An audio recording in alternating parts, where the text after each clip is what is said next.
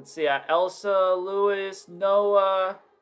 And you guys got anything to show today? Elsa's got a little character. Let's check it out. Which I'm still working on some for the map. Cool. Okay, still working on it. Do you think you'll have something by next class that we can take a look at? Yeah. What? Okay, cool. Are you doing like more like character, environment? Still figuring it out. Environment. Environment. Cool. We need environment. Cool. You design it, and then we'll be able to make it look like that thing, hopefully in the game engine. Cool. I look forward to seeing it. All right. So this is neat. Okay, I'm looking at Elsa's thing. So we got a couple different like almost color palette things here. Kind of wonder what those are. The different lightsaber colors. I get that. That's great. Very cool.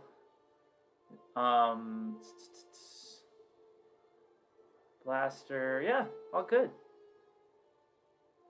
Mr. Torres, can we have nap time? First off, Thomas, I don't get why they have nap time in kindergarten when all you want to do is like play and like be awake and stuff. When really you should have nap time when you're a teenager. If I could have taken my nap time from kindergarten and not had it then, but had it in high school, 100%, I would love to have done that. I need it now because I got 2 hours of sleep. Ugh. Thomas, it is not sustainable lifestyle. I'll tell you that much. Wow, we got something really cool, really beautiful going on here. All right, guys, the question is, are we going to do environmental design or systems design today? Inzami is the worst, man. It is, man. I have struggled in the past and sometimes in the present. I'm going to do a poll. All right, today's tasks, what shall they be? They're going to fall under two categories. Either we finally go back to environment, or we continue the much-needed systems development that we need to do. The poll has been launched. Everybody vote. The winner goes spoils. You didn't have nap time in kindergarten? Omar, I think you need to go get your nap time back, man. While you vote, I'm going to delete these like annoying things that don't even belong in our world at all. Let's kind of clean it up a little bit.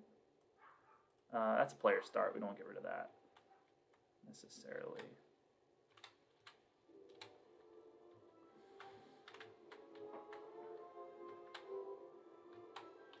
I had 10-minute naps or something. 10 minutes. That's not long at all. Remember we made this like lightsaber cage thing on I think our second or third attempt at day working on this. So remember, concept artists, you could design something around these kind of saber cages. I'm not sure, there's a lot we could do with it, obviously. So just remember about that. All right, so let's check the polls. Wow. All right. Overwhelmingly, you guys want me to design environment? Let's do environment. I was kind of hoping you'd say that too. All right. So let's start with the assets. So I'm going to look at what assets we have, and I'll have them on the left here. Maybe I'll go down to the bottom content browser. But on the left, so you can see, if you see something that really strikes out to you as looking appropriate, it's got to be outer space. It's got to be Death Star. Remember, this is supposed to be the Death Star. You know what I'm going to do? Let's build the shell behind this part of the Death Star. Let's do that right now. Yeah, we'll do that.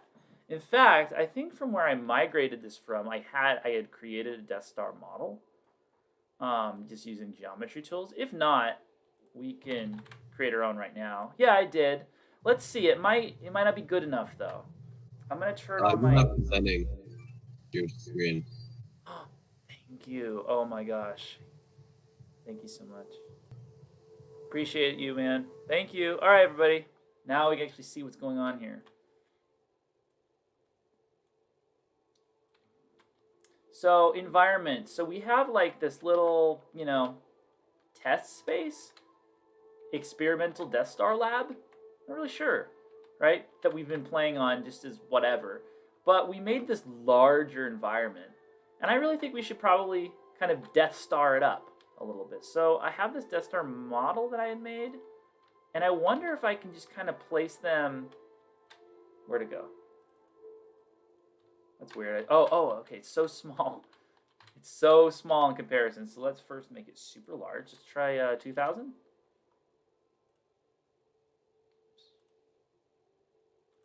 No, let's try 500. Oh yeah, that's good. Okay, and let's move it back here, and let's just see if we can kind of like retrofit this. Again, it's not a fully explorable Death Star, so it doesn't need to be. I'm gonna turn our snapping off.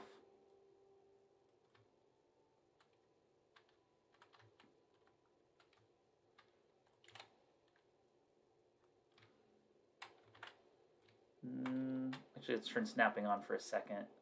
15 degrees. Just get it so that we can kind of get it so that this area is the laser part of the Death Star. And you know what we could, oh man, if this was, I would say we could paint foliage on it, but it's not a landscape. Be a really quick way of getting all kinds of crazy models on. All right, so, all right, let's take it up maybe 550.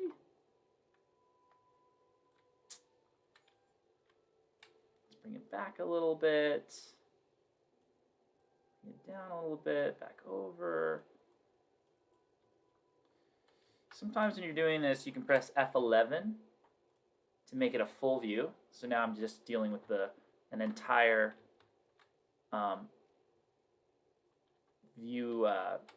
viewport. So let's see, adjusting. We do need to rotate. Now let's turn off our rotation snapping.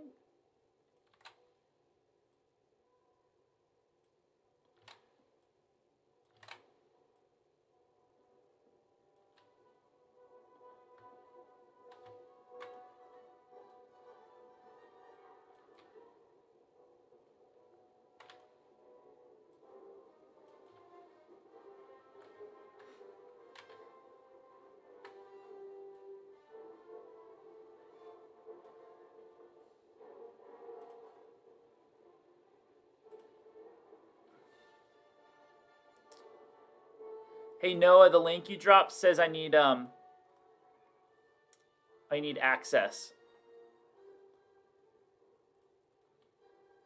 All right, so we got something kind of approximate here. Let's try adding a material now to it to make it look really cool and fancy and techy. So let's just try dropping like a test material on. It's probably gonna look terrible. Yeah, it doesn't look so good. It's okay. We'll play around, see what we can get away with. We may just need to make. Ooh, that's cool. I like the glow of it. We might need to just make our own new Death Star model, but very similar to this one. Possibly. Let's just hit play for a second. Can I? Oh wow, you can kind of feel the scope of the Death Star around. I mean, a view like that is only relevant if you can, like, for example, get in a ship. The blasts are so loud. Oh, my apologies. Let me see. I can turn down my system sound is really high up. Okay, that should be a little bit better. All right, so let's make a new Death Star. And we're gonna do that with the geometry tools. Yeah, I'm not using Blender. Yeah, I'm not doing all that stuff. Oh, by the way, was it this class that told me about Make Human? I think Kasai did. Was it this class? Yeah, cool. Thanks, thumbs up. I ended up downloading it. If you guys want to check it out, I can open it up for you in class. So, up to you. Let me know. So, in the meantime, let's bring up this guy.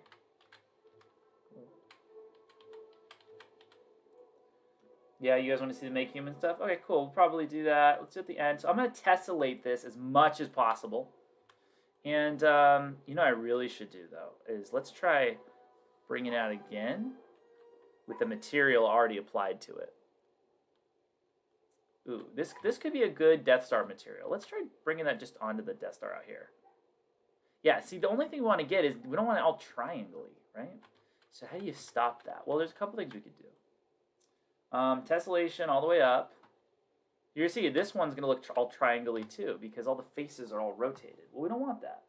So what we could do is click off, then click back on, and now you have this thing called surface properties, and you can flip them. And so I can do things like rotate 45 degrees, and it's just the one that I have selected. I would want to select them all, for example.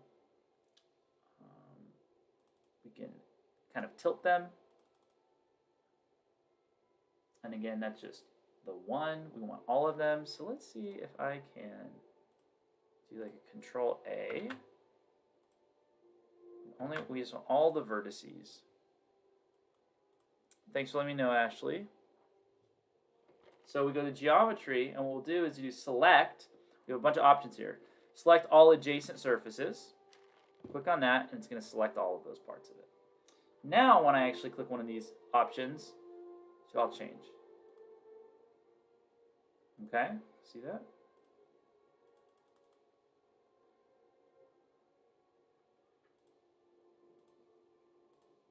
This is where you get some really crazy results here.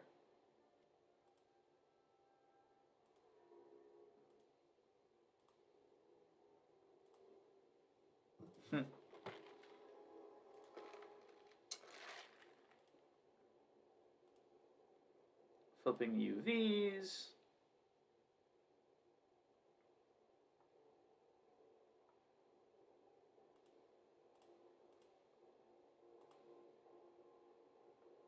We kind of just want something that looks like circuitry.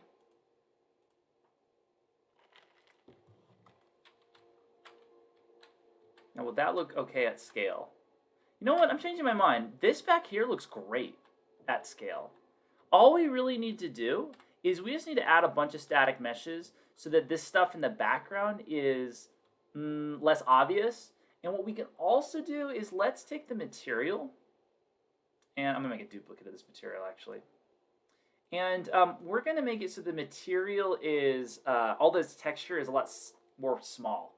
It's not as obvious as what's going on. And we can do that in a few different ways. So I open up the material here. Here it says UVs. UV is like the size and location of the texture on the surface it's on. So what we could do is type in text coordinate, which is like your UV setting, and you can see the details panel is set by 1 by 1 by 1. Plug that in. But what I like to do is interrupt that with a multiplication node. And we'll do the make human stuff in a second. I think it'd be great, or a couple minutes. We're gonna make a multiply and call this tiling amount. No. Yeah, that's fine. Tiling amount's good. So that's a parameter. And let's just make sure that we plug that same situation into all the UVs for any textures on this material. This is the same way that you solve the problem where you're like, you know, like you drag starter content onto a mesh and it's like everything looks like you're in Toy Story. Like, why are the planks, 50 feet long, you know? The one option is to use a different mesh. The other option is to do what I'm doing now in the material. Okay. So, this is interesting. Look, there's another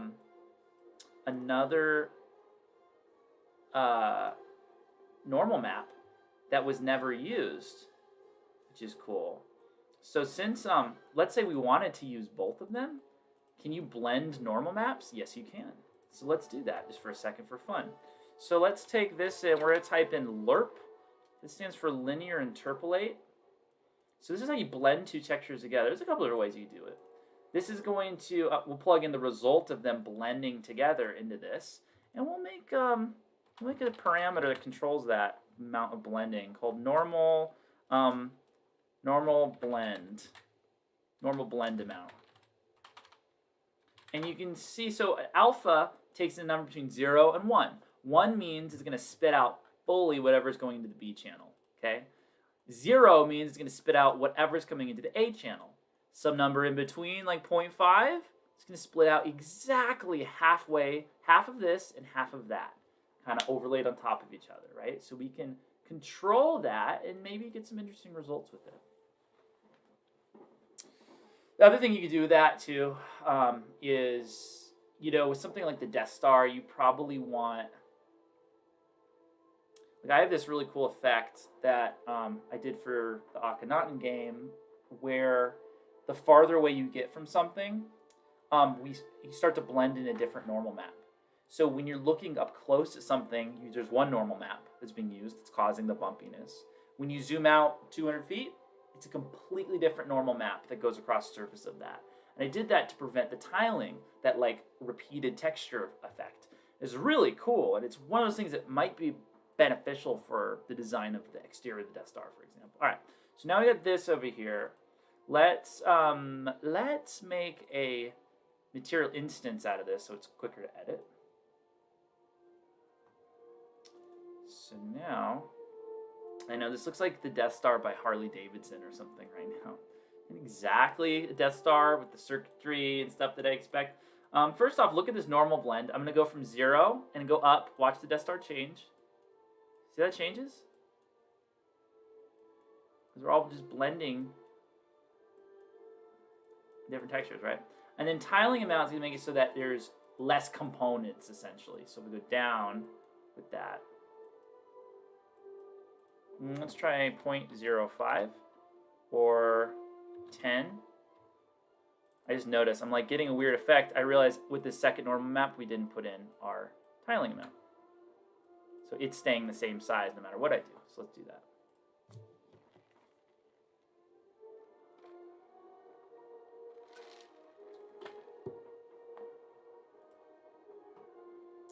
Also, guys, we have our first game meeting today at 2 o'clock.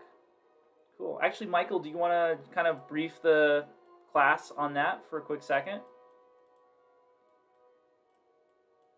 Yeah, sure.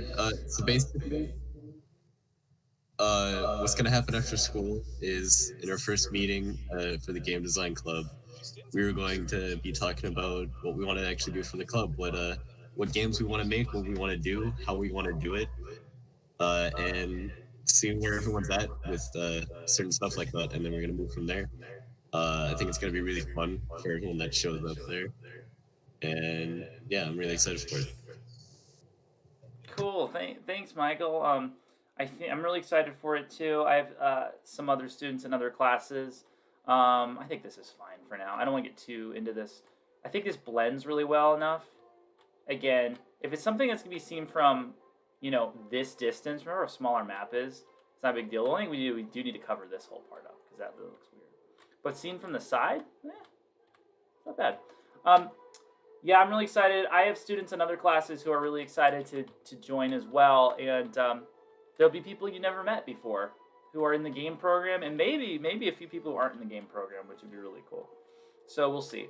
All right, I want to do a little bit of design on here, and that's today at 2 o'clock. Okay. So I sent an email about that with the meet code and everything. So just check your email. I sent an email last night about it.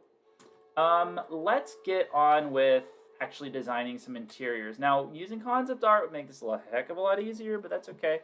We're gonna do the best we can right now. In the meantime, so we've got some really interesting things. Let's bring up some props. If you see something particularly interesting, let me know.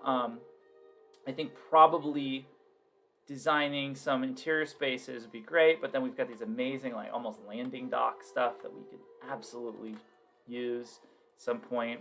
But let's see what we could do in the way of interiors. So what I'm going to do is I'm going to hit content, I'm going to hit static mesh filter. That way I can see all the static meshes in the whole project. And maybe we could accelerate our development by just looking up a few key terms and seeing if we happen to have anything for that term. For example, if I type in the word wall, do we have any walls or floor? Looks like we do. Give them a second to load in.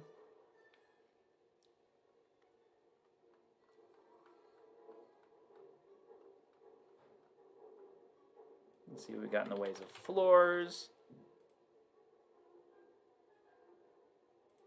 I like these sorts of things. I know they look all rusty, but we'll be able to change them, make them look much more Empire-like simply by changing their material.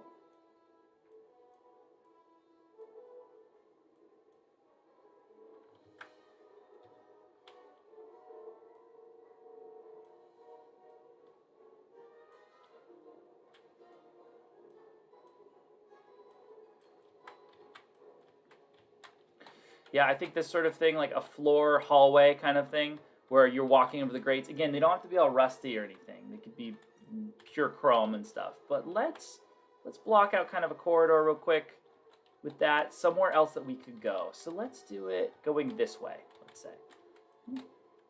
So let's turn our rotation snapping back on him and set it to 90. 90 makes the most sense when you're doing this kind of thing. And let's turn our grid snapping on to 100. Hopefully this is a modular piece that will snap, and it is. Perfect. Do some real snapping here. And we're going to make kind of a hallway corridor. Somewhere where you don't want to get cornered when it comes to, you know, zombies and stuff. Let's hit play real quick. Just test the size. Do we need to scale this at all or anything? Sorry if the audio's a little loud. All right. That looks... I mean, that is a one-way hallway. I think I want to double it probably. Especially for a game where, you know, you would think that there could be multiplayers. You need at least 2 people side by side to fit in there. So let's set all these pieces to 2 in terms of scale. All right, that's going to be a little bit better. A little better of experience. Let's bring this out because we are overlapping like crazy. So, boom, boom, boom. Great.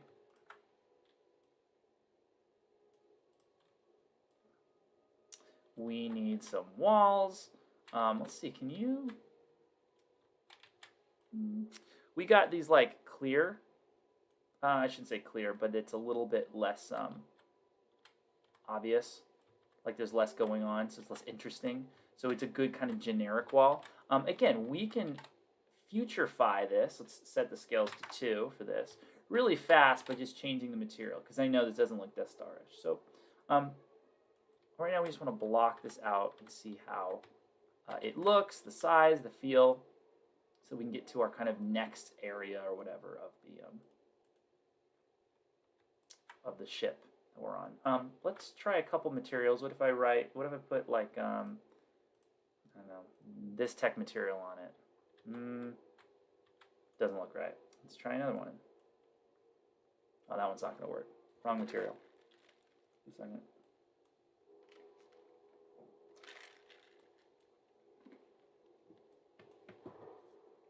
Ooh, I like that.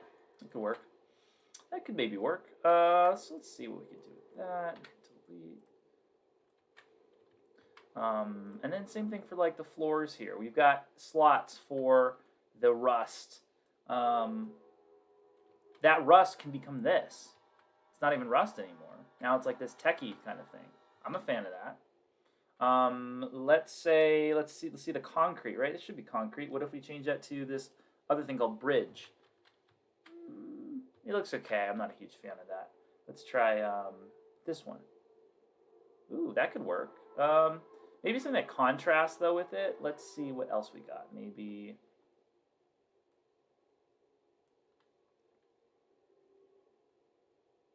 too broken.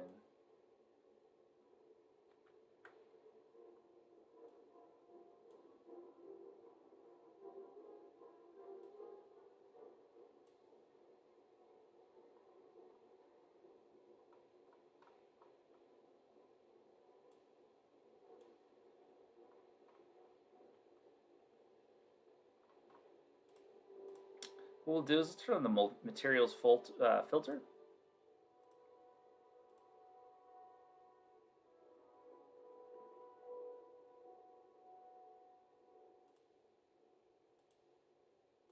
Material and material instances.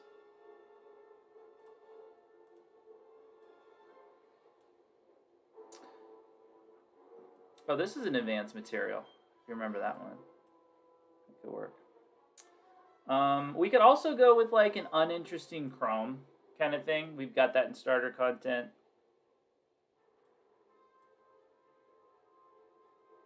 We also have tech panel. Let's try the classic tech panel. That actually might work.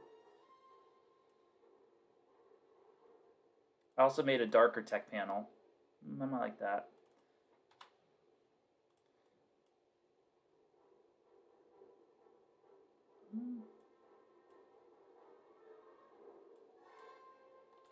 I think that looks very Imperial. I think we're gonna go with this. This is going to be our kind of use of the blocks. So let's delete these other ones but we're gonna do it in the same place. Let's try and snap up to 500. No, 500 is not gonna work. Looks like we're snapping every 400, so do that. Control, group, and now we've got something that is good for a floor.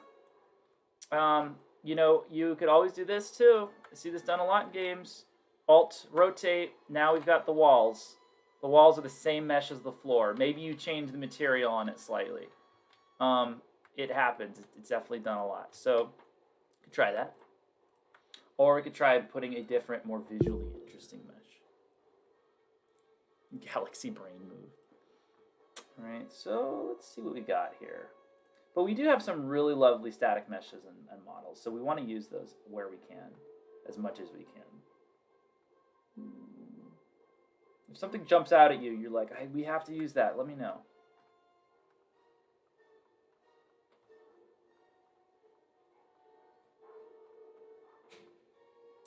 We also have these great pieces, these are like T pieces, so they allow the opportunity of kind of like having a fork in the road, so to speak.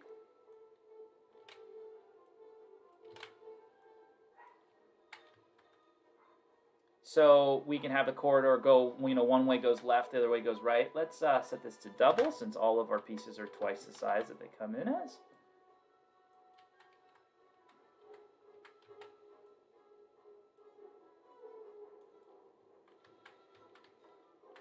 All right, this one does not have the same modularity as the other ones, but that's okay. All right, so we'll work on that, but in our remaining time, I don't want to forget to show you MetaHuman. Since you guys brought that to my attention, I downloaded the project. I'm going to open it up, and we're going to go over a little bit how it works. So for those of you who need a refresher, MetaHuman is something that was announced on February 10th. Yes, I want to save.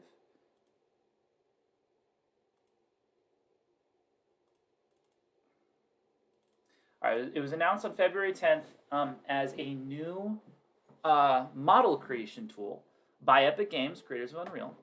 And it is going to be free and available to use not just within Unreal, but available to use within a browser.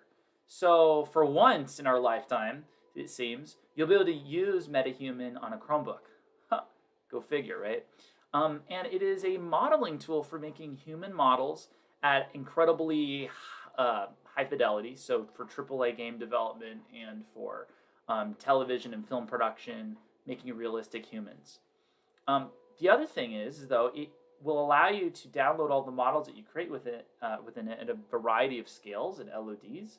So you can get things that will run on mobile. And so it's not out yet.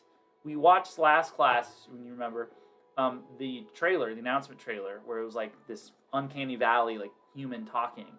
However, even though it's not out, they have the sample project available on the Epic Marketplace. So I ended up downloading it and messing around with it, and I'm very impressed, guys. So this tool you're about to see will not show you, it doesn't include the sculpting aspect of it. Actually, while it loads up, maybe we could just take a quick look at MetaHuman anyway.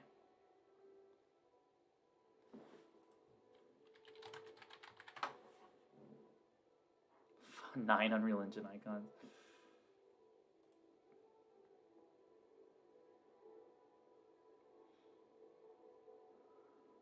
So this is one of those things that I really feel like will change the industry in a very, very significant way. And I'm very glad to see that Epic Games, a company, that makes products that I trust and use and based a business off of, is doing it, because I've seen the making a human model idea always kind of start and then fizzle out or totally fail.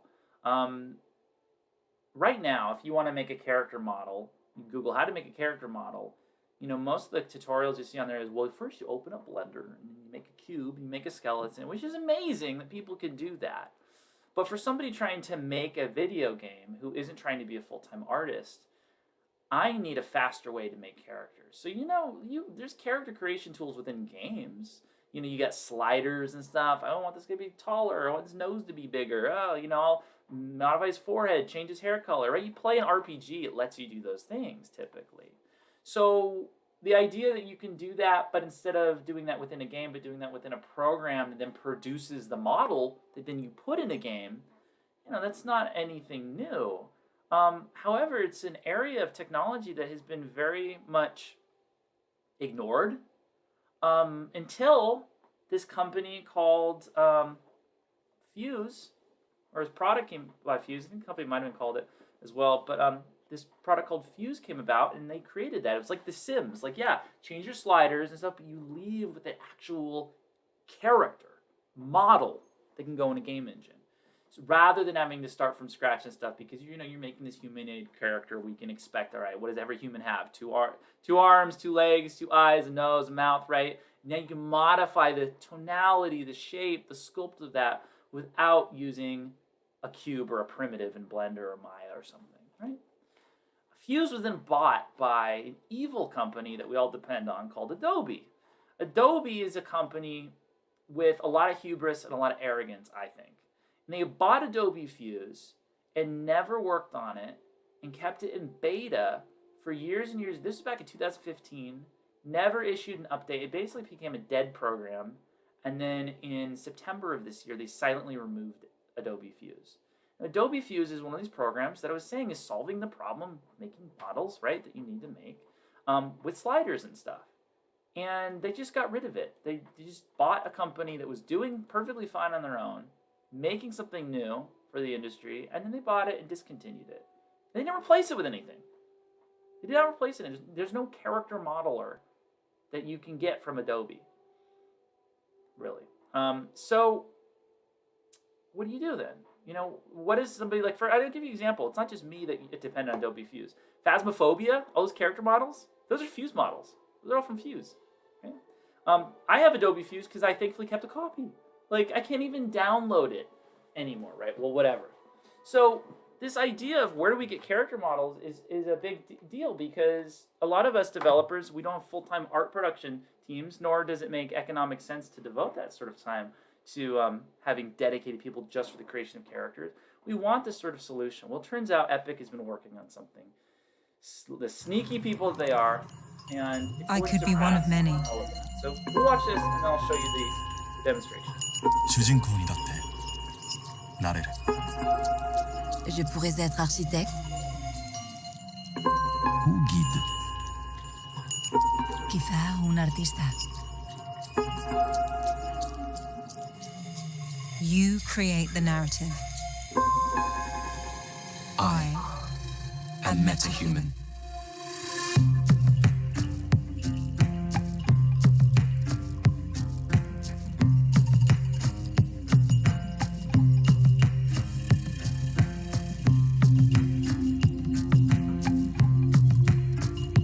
Runs in a browser, guys.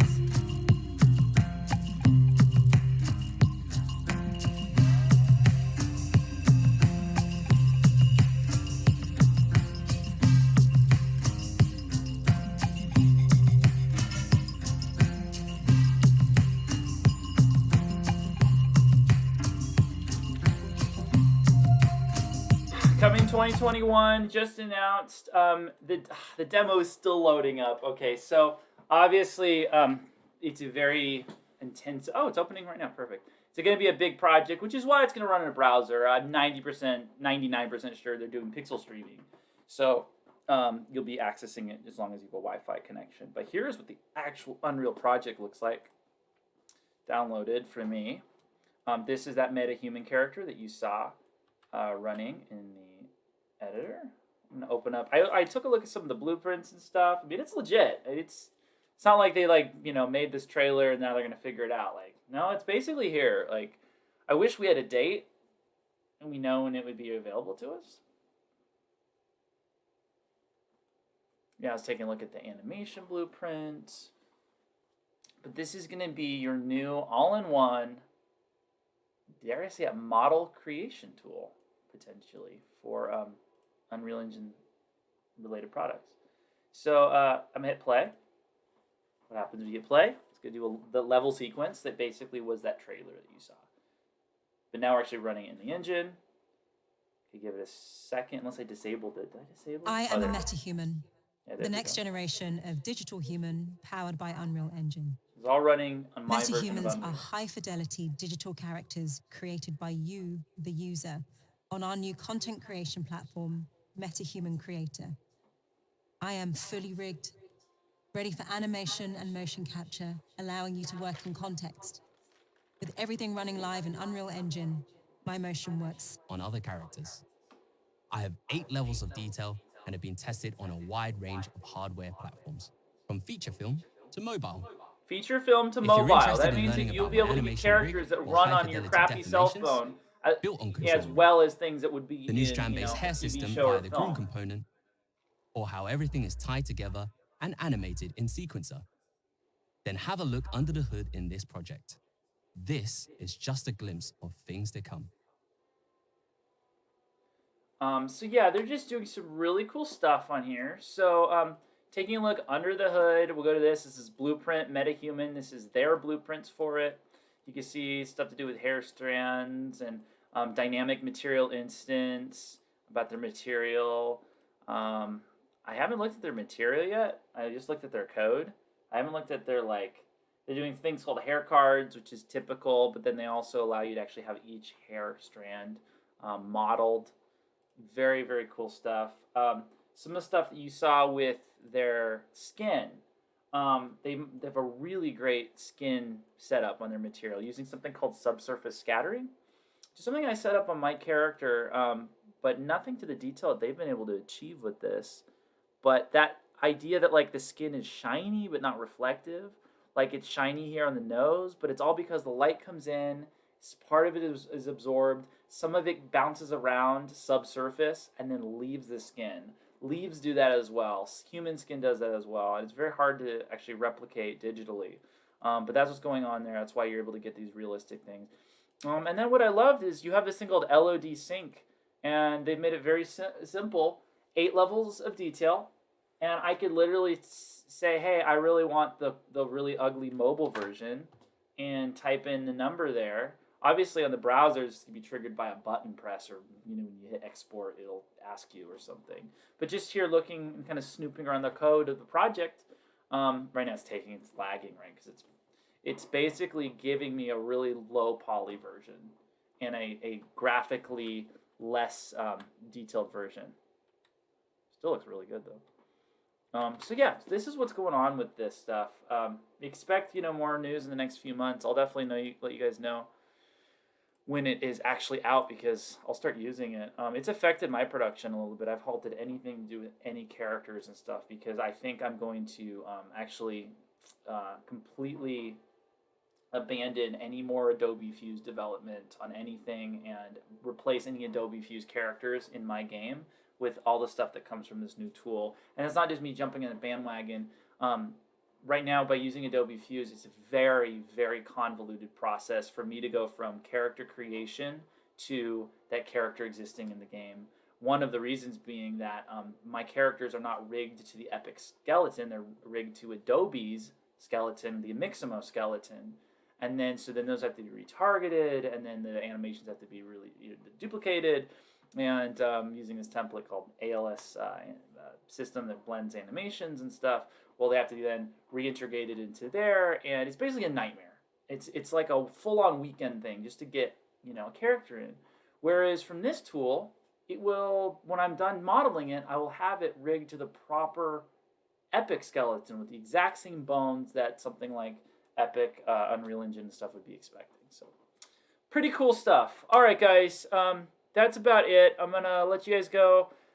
Stay tuned. I'll see you on either next class, or I'll see you at 2 o'clock today for our first meeting. And that's basically it. Yeah, stay on if you want to hear a story. No work today. No, I'll send an email later this week though with the Canvas assignments. Stay on if you want to hear a funny story, because I thought of one for you guys. So, other than that, you can free to leave. Here's my story. Can't believe I never thought to tell you guys this one. I used to work at Mount Charleston. And by used to work, I mean I worked there for 2 weeks. It was my first job in Las Vegas when I moved here because I wanted to learn how to ski. And Mount Charleston is about 45 minutes away from Thomas. My favorite color. My favorite color is used to be yellow. Probably blue. Blue's a good color. All right. So I was a mountain man. Yeah, I had the beard. I really was a true lumberjack, to and fro. So I thought, you know what? I want to learn skiing. Mount Charleston is a ski place. It's called Lee Canyon Ski Resort. 45 minutes, hour out of town, basically. Hour from Vegas. If I work there, then you get to ski for free. So I thought, I'm going to apply. And I applied. And I got picked for the position tubing attendant, which means you attend to the tubes. People pay money, and they basically get in a giant Cheerio, and they slide down a half a mile of icy snow. And they pay like $50 to do that for like an hour. So you have to attend to making sure those giant inflated Cheerios get hooked back onto this like thing that goes, up half a mile back to the top, and you're tending the tubes and all that. Here's what I didn't know about working an hour out of town in the freezing cold for minimum wage. Maybe I should have thought about it. But all the people I worked with were ex-felons. I mean, everyone. Everyone. Now, I don't know if you know this about me, but I am not an ex-felon. I'm not an ex-con. Okay, so I remember kind of being a little bit, just not fitting in, let's say. I'm like, hiya, everybody. Today's swell, ain't it? Can I get anybody some coffee? And then I look, and I've got, like, all these grizzly, like, tattooed people, like, looking at me like, Arr. I know they were felons because they talked about all their crimes all the time. Like, really crazy stuff. And they'd know each other, be like, yeah, did you hear about the blah, blah, blah who got out? Again, I didn't think, like, oh, yeah, who's going to work an hour outside of town for, by the way, I'll just say this. Another one of the teachers, remember the cybersecurity teacher, Mr. Varela? He actually worked in the better part. I worked in tubing with all, like, that was where all the prisoners apparently were. He's actually knows how to ski, so he taught people there. So I don't know. I must have bumped into him before I was even a teacher here. Possibly, who knows. But anyway, so it was a really weird environment. I remember, though, my boss was, like, he had just come from prison or something like that, and he was really gruff and, like, rough around the edges, and he ended up kind of becoming, I don't know, let's say indisposed. I think he was, dealing with, like, drug issues and stuff like that, so I ended up kind of running some of the tubing, because he'd be, like, in a corner, like, can't do anything, right? So he's the guy in charge. There's no direction, so I'd be like, all right, you get a tube, and we get these rushes of people and stuff, right? Sometimes people would, the icy snow, whatever, was way too slick. And basically it was like this. I said it was a half a mile going downhill. You get on a tube and you ride down. Okay?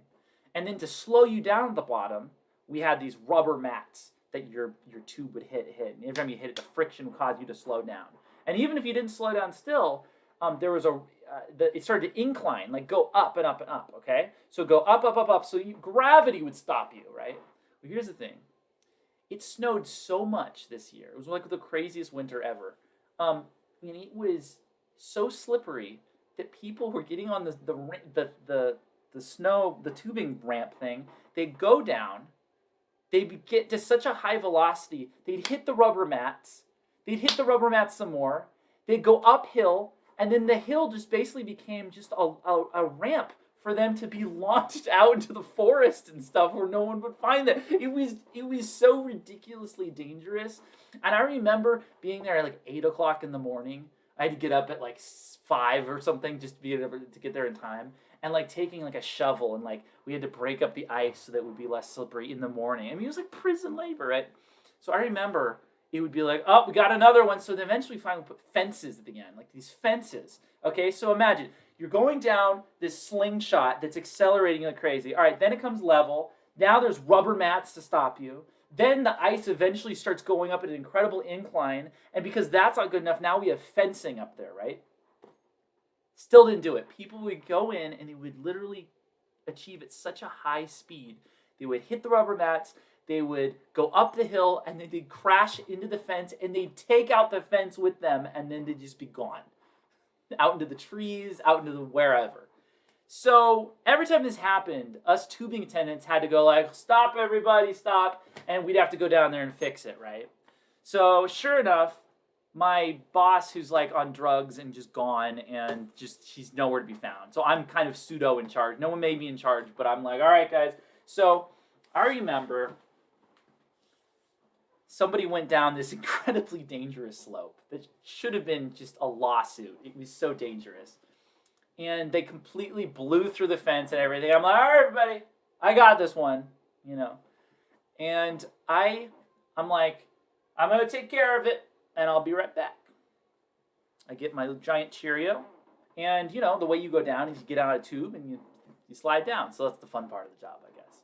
Besides the back-breaking labor and grueling, freezing, mind-numbing, bone-tingling cold, frost-bitten icicles that form off of your eyelashes, as they did with me. So I get on the Cheerio, and I go all the way down, and I must have gone so fast because I'm like, all right, guys, I'll be right back. I got this under control. I get on the thing. I jump down. I'm like face first, right? Going. And at the bottom, I'm going so fast, I hit one of those rubber mats. And I literally fly off of the... Again, this is another story where I take flight. And I land... I like fly... I think I must have flipped backwards because I remember landing on my head and my back like at the same time. So basically like, bam, smack. And it was one of those things where I had just done it in front of like 70 people. Like I was it hurt so bad. I was like the arrogant guy who was like, all right, everybody, I'm stopping this. I'll take care of it, right? And then I'm like, I got this under control. And then I just completely wipe out. I think I got up to try and save face. But when I got back up there, literally I had people like, are you okay? That looked really bad. And I had a lady there. She was like, I'm a doctor. Can I check you for a concussion? So then she's like asking me what year it is and stuff. And I'm like, I'm like doing all that. There was nobody I could go to for medical help or anything like that because we were undermanned already. Like, no, I couldn't leave. So I just kept working after that. I had no idea if I had a concussion. What year is it, sir? 2020. Now it's my spine, exactly. I'll tell you another injury I got in that one was another similar one. I go in to repair the fence, and this was one of the days when my boss guy was there, and I grabbed the fence, and I feel this horrible like cut and burning. I look at my hand. I had my gloves off at the time, and it was like glass all in my hand. And I was like, oh! And I said to the guy, I said, he said, what is this? And the guy's like, it's a polyethylene. I'm like, what do I do? He's like, duct tape. I'm like, forget, it was in my hand for weeks.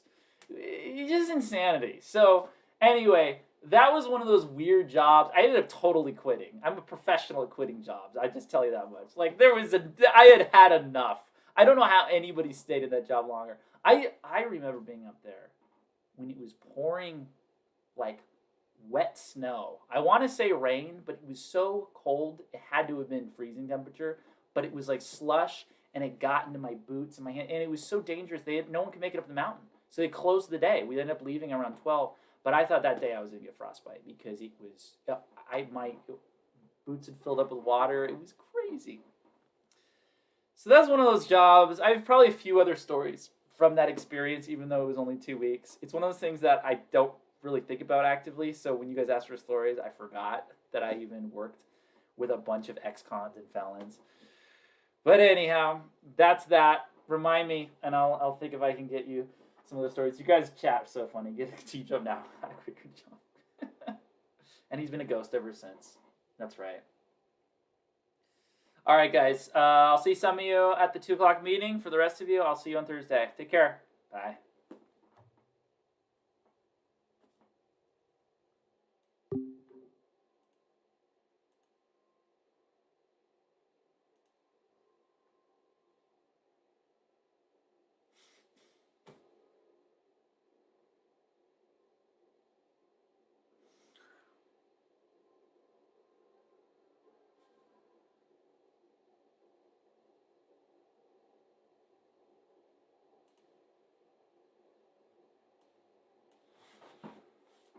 Oh, and look at this. I'm live streaming. So if anyone's watching live stream, you just got that juicy story about when I worked at Mount Charleston.